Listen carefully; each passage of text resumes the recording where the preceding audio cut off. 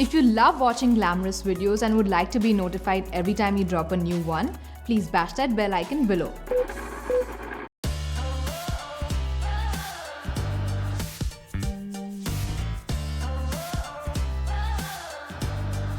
Hi guys, it's great to be back at the studio after a really long break.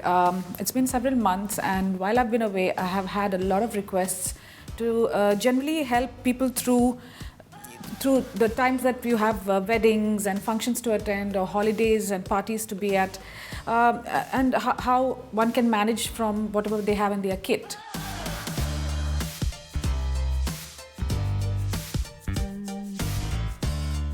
I've already moisturized her skin.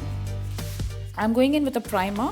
I prefer clear primers because I feel like they don't really interfere with the texture, color of your makeup that's going to be applied over it. So I'm just applying a primer quite evenly. You don't need too much, just a tiny amount. It also kind of evens out the base of your skin, making the foundation application easier. It also keeps your makeup on for several hours, which is what we're all looking at.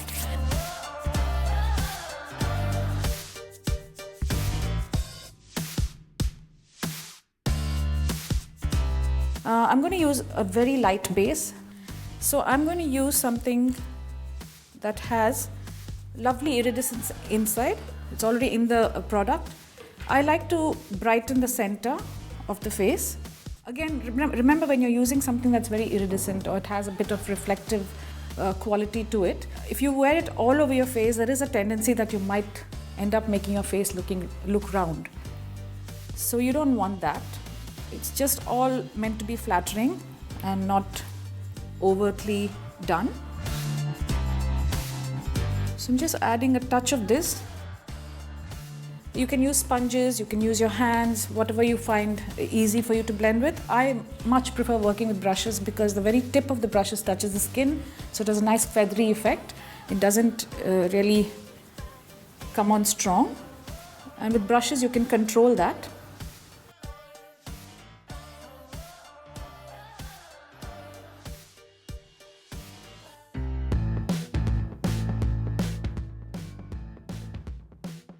So I've just done the tiniest amount of a matte foundation over what I earlier applied. And there's no specific reason for this. I just find that mattes remain longer, they remain fresher. Don't worry about having put the sheen underneath. It will come through over a period of time. It all comes through the skin and adds brilliance to the makeup. I've used a very thin layer of a matte foundation. I'm just also going to do a tiny bit of concealer under her eyes.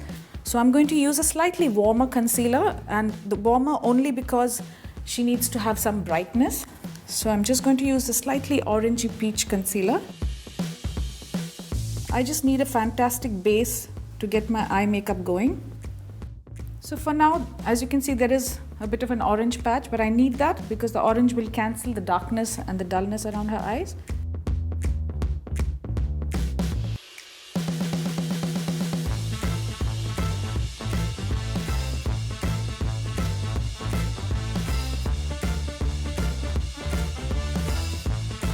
Once I'm done with that, I'll cover it back with the foundation and powder.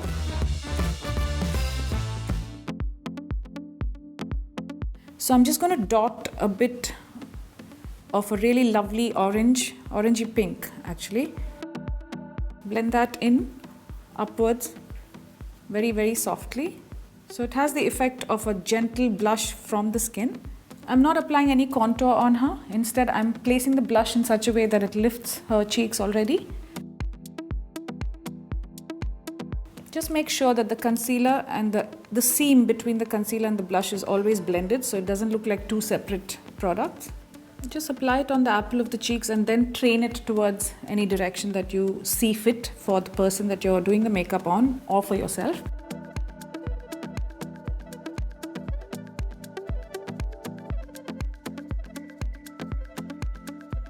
Now just before I go on with the powder, I'm going to do just one more thing. Revisit the iridescent product just to pick it up on this little half moon here.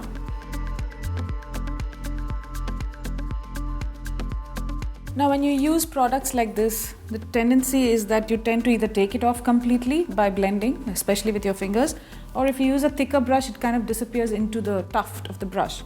I really find these kind of brushes useful. This is a fan brush. It's really light, it doesn't have much to take the product away, and it also tends to keep it within the area that it should be placed in without moving it around too much.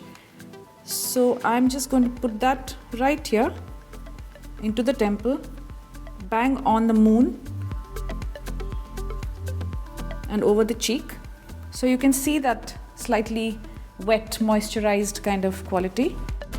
And use a very light hand. You don't want the product to disappear altogether because it's already creamy and you know that it's not meant for overhandling. So as you can see, there's a soft, very dewy, moisturized look.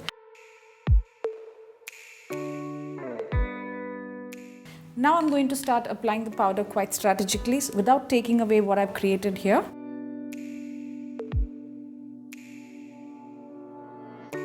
So just before you powder, don't rush through your makeup. Handle one feature at a time. And it actually saves you time when you do that.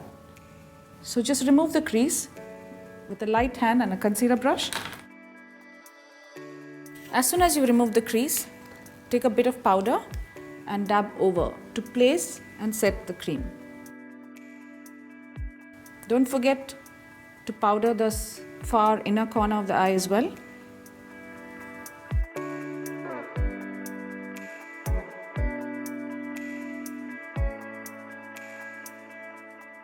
Alright, so now I'm just going to powder up around the areas that I see fit. Now the whole point is to leave these as peachy, moist, cheeks. So I'm not going to touch that area. And I'm not over powdering either because then the skin is going to just get too matte. So using very little powder, just make sure you take away the unflattering bits of shine. So around here, basically very close to this, you take away the shine. So this stands out as a separate feature. Take away the shine around the nose. But I'm leaving the bridge of the nose so that still retains some kind of radiance. Again, close to the half moon and underneath the cheek. Everything else stays matte around. So as you can see, now the cheeks actually stand out as a separate feature.